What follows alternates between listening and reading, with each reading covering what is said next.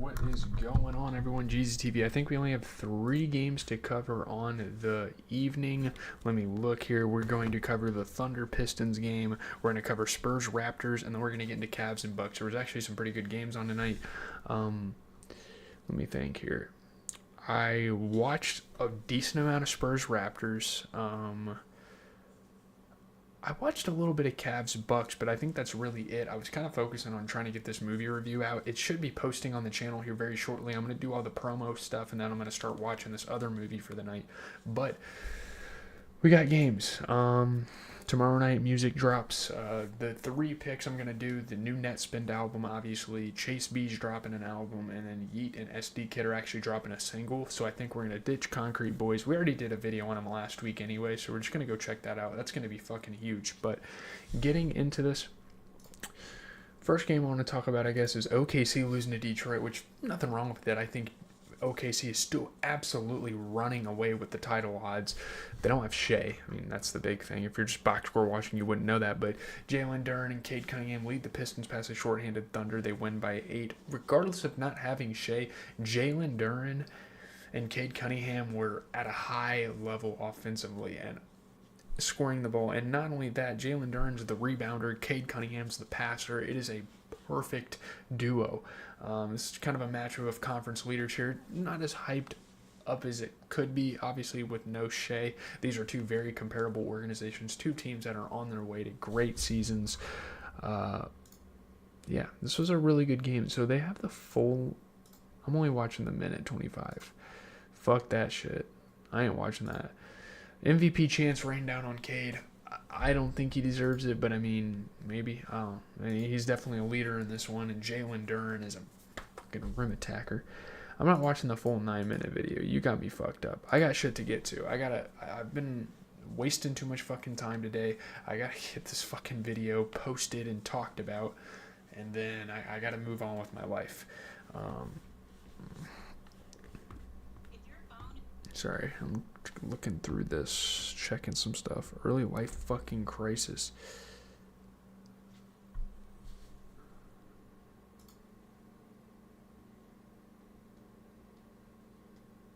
The 2024 Celtics would definitely beat the Nuggets in a series. I think. That team's fucking insane. It's one of the best teams in NBA history. Literally. From a rating standpoint, like, statistically, they're one of the best for sure.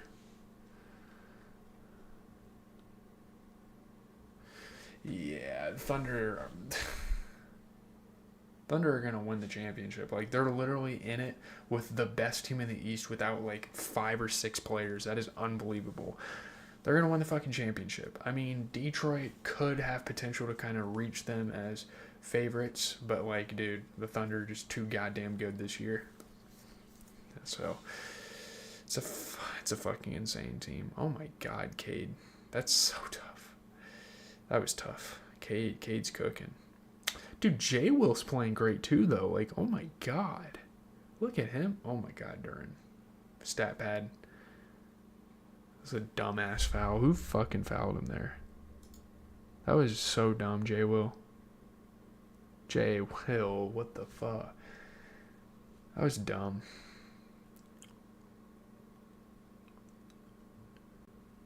Oh my God, dude.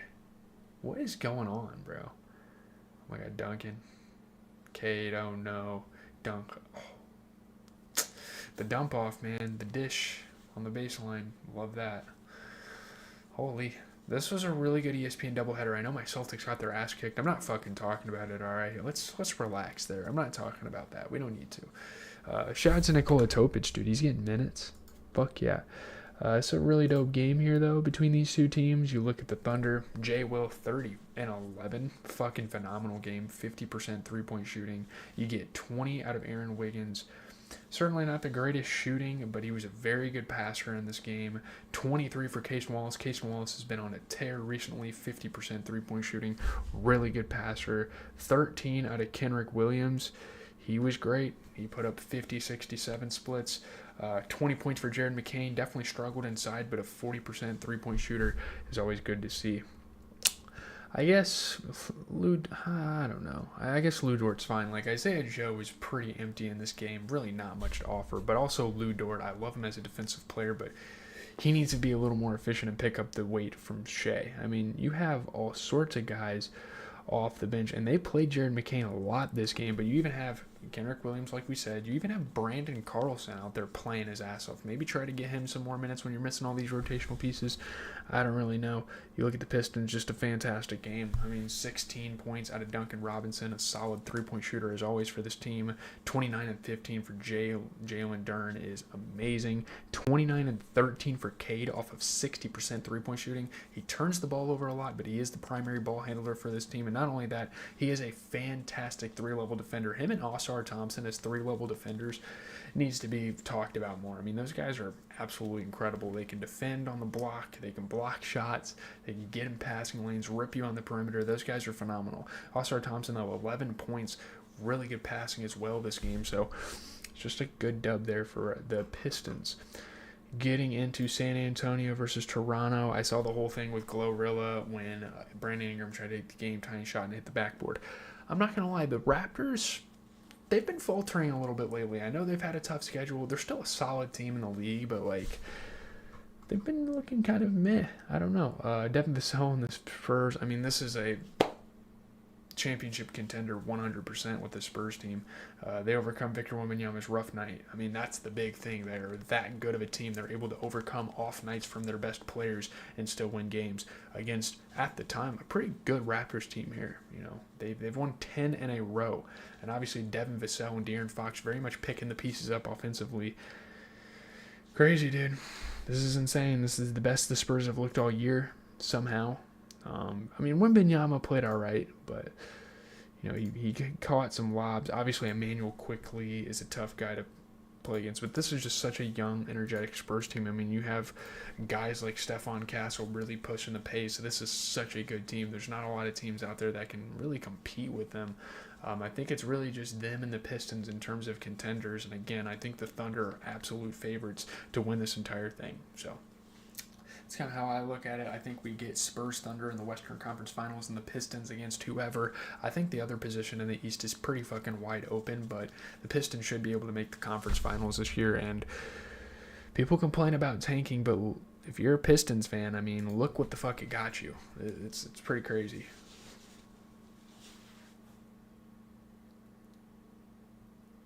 Love this. Vassell's jump shot's actually kind of fire. I fuck with it a lot.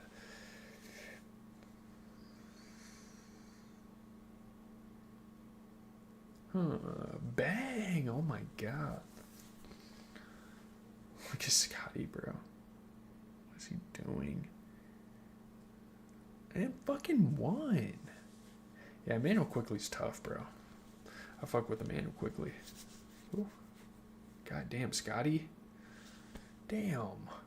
Scotty. That's just good ball movement. And Champagne, man, he should have damn near been in the three-point contest. That guy's a sniper out there, so that's great. This was embarrassing. That's a really good fucking play, but oh my god, Ingram. Oh. What the fuck are you doing? He could have made that. That was actually a really good fucking play. Man. All right. Spurs take another game. This is fucking insane. Celtics got their ass kicked. It's probably one of the worst games they've had in a while. I'm not talking about it. Spurs, just a good game here. 10 points out of Julian Champagne. Really good rebounding. Really good passing throughout this one. Victor Wembanyama put up 12 points. Really good rebounding. Fantastic at the rim defender. One of the best rim protectors in the league. Obviously showing that. You get 20 out of De'Aaron Fox off of 40% three-point shooting. You get 21 out of Devin Vassell. Really good hustle guy. I mean, he gets on the rebounds. He steals the ball. He is great. You get 13 out of Stephon Castle, who shot 50% from three. He's a really good facilitator for this team. And then 15 off the bench. Dylan Harper as a rookie, putting in the work, doing everything in between, rebounding, passing, playing well on the perimeter defensively.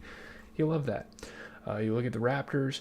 20 and 11 for Brandon Ingram. I mean, certainly he struggled shooting the ball, and especially that last shot, that was rough, but I don't know. I mean, 12 points for RJ Barrett. He also kind of struggled shooting the ball, but he was really good with the rebounding.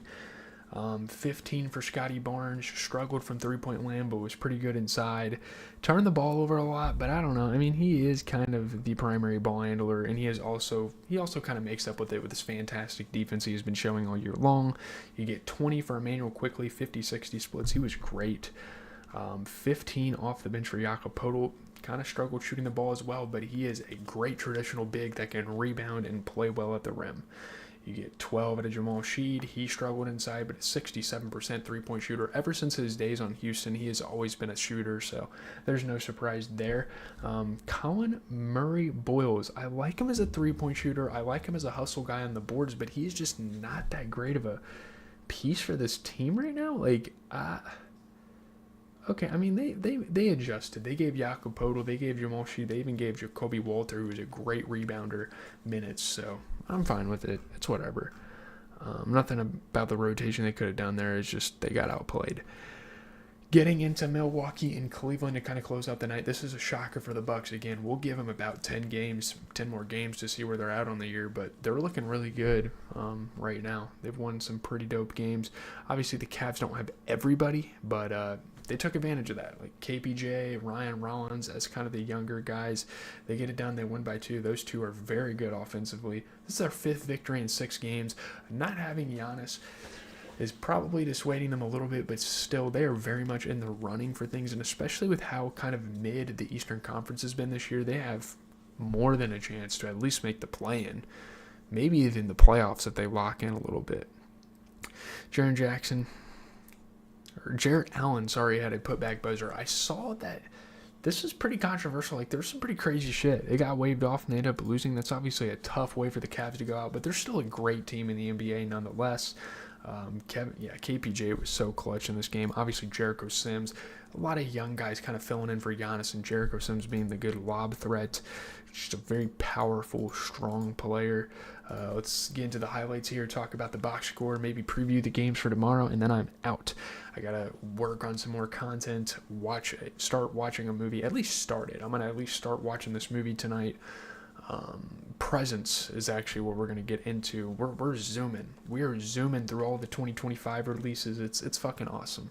I've really enjoyed, just rapid fire, no interruptions, like no football in between it.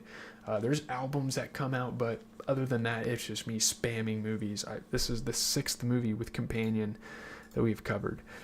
So, it's kind of getting through all the big movies of the year. Jared Allen. Hey.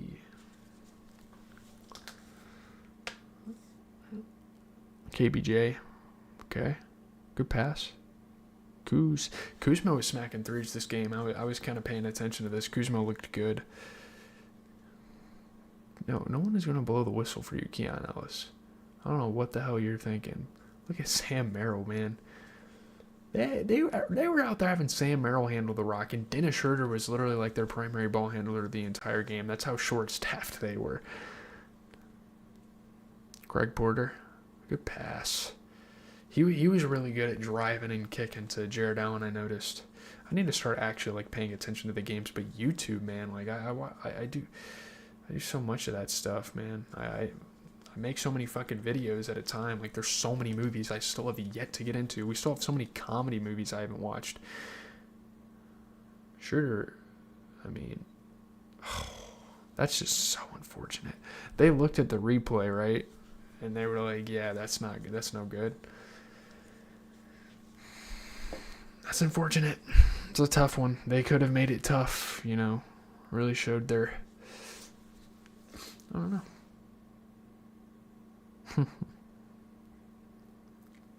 Okay.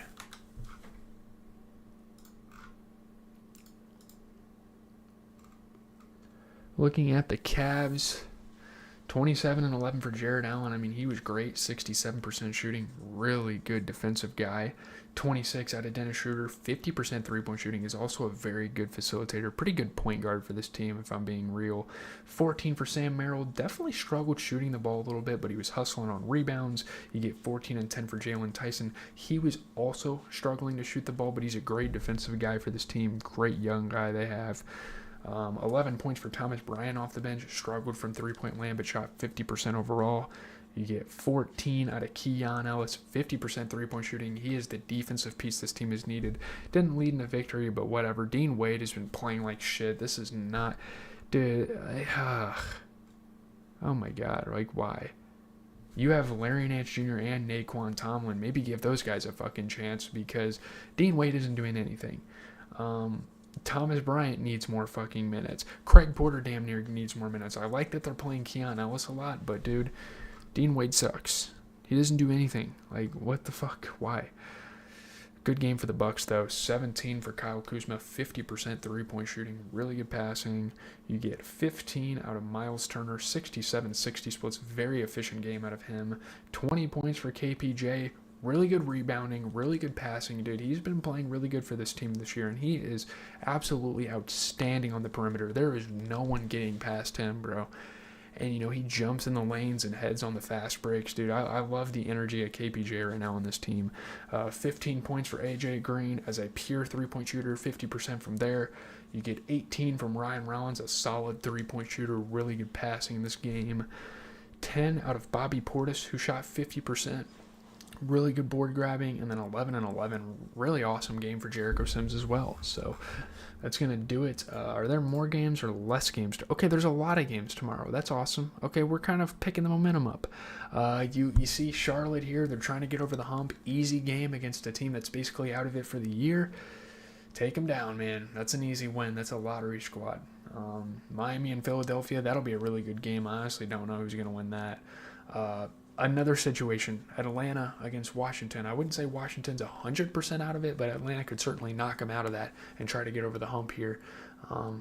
Spurs are going to this is an easy dub for the Spurs. Absolutely going to decimate the Nets. The Nets have nothing to play for right now.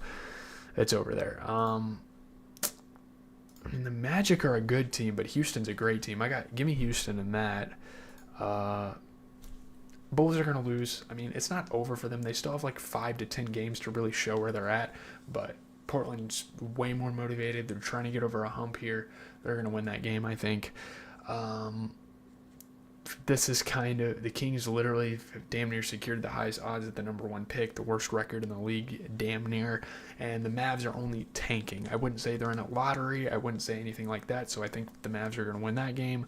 Again, the Suns are a good team, but the Lakers are a great team. Give me LA in that one.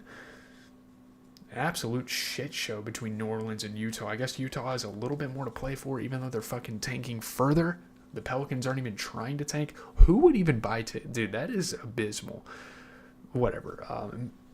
I guess getting into the Clippers, they have like 10 to 15 games to really show what they can do to try to get over this hump, but this is a tough one, dude. Minnesota is probably going to destroy them. I hate to say it because I'm rooting for the Clippers to kind of get over it, but the Timberwolves are a great fucking team in the NBA right now, so give me them in that.